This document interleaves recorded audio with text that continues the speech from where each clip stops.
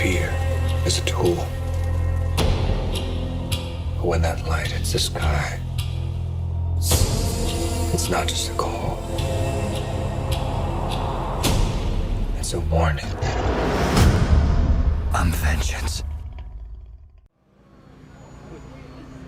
You see, many events have happened in history that we look back at now and we realize we could have changed if things had been different. Isn't it very, very interesting that we are living in a time where such an event is happening now, and it is happening to a people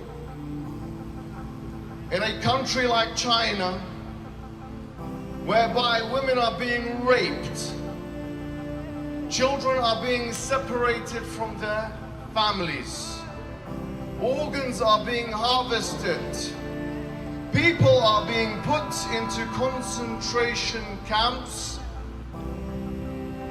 And did they think that we were just going to stand idly by?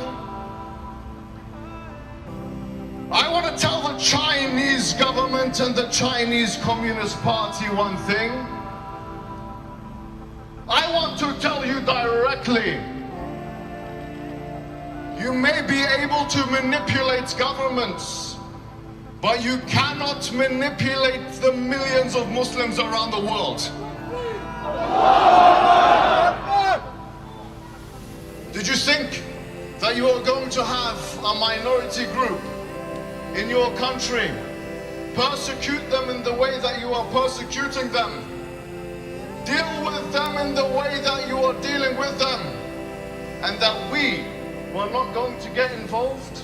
Do you think that if you start war, if you start a war with the Uyghurs, that you have not started a war with the Muslims?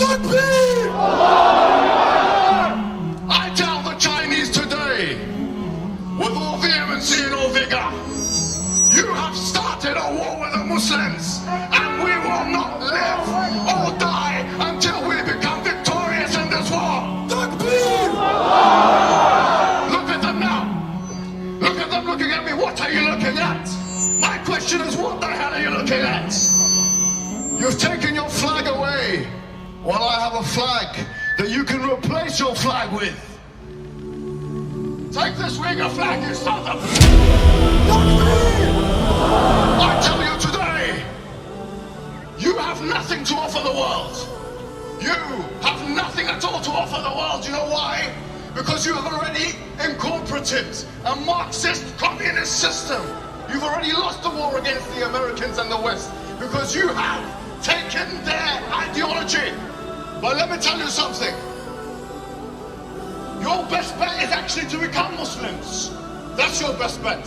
Your best bet is to do what the Mongols did and embrace Islam. You have nothing to offer the world. You have nothing to offer the world at all. What happens if you become a superpower?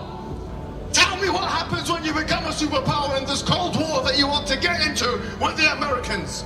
What have you got to offer the rest of the world? You've already taken their ideologies. Marxism, Leninism, you are nothing. I tell you, you are nothing. And it's only a matter of time. It's only a matter of time until we deal with you. And I say this again, with all vehemency and all vigor, that you cannot beat and defeat an enemy. That when they look at the barrel, the bottom of the barrel of the gun, they see paradise. We don't care about death, in fact. We don't care about martyrdom. Please make us martyrs. You cannot beat us. We're the unbeatable enemy.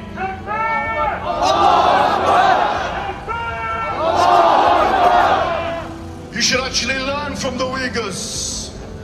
You should actually learn from them the purpose of life, to worship one God. You should learn from them not to worship statues. And I tell you today that you may be taken off La ilaha illallah from the tops of the masjids and replacing it with your communist flag, the flag of your ideological masters. But taking it off the masjid does not mean taking it out of the hearts of the believers. So I tell you once and again, it's only a matter of time. And you may want to start this Cold War with America, which you're starting now. Having the Muslims as your enemies is not a good idea. And history, as it had in the past, with the Persians and the Romans and the Mongols and all of these, history will tell this story again, and you will be defeated under...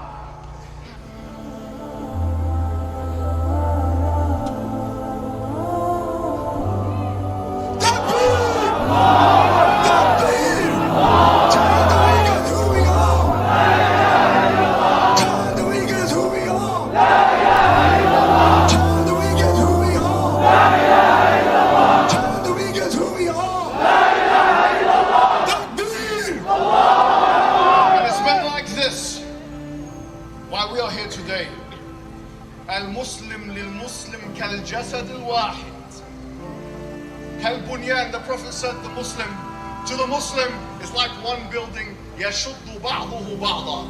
We pull each other together. I don't know much about Uyghur culture, but I know one thing, that we are here for the Uyghurs and we will not rest until justice is served. Takbir!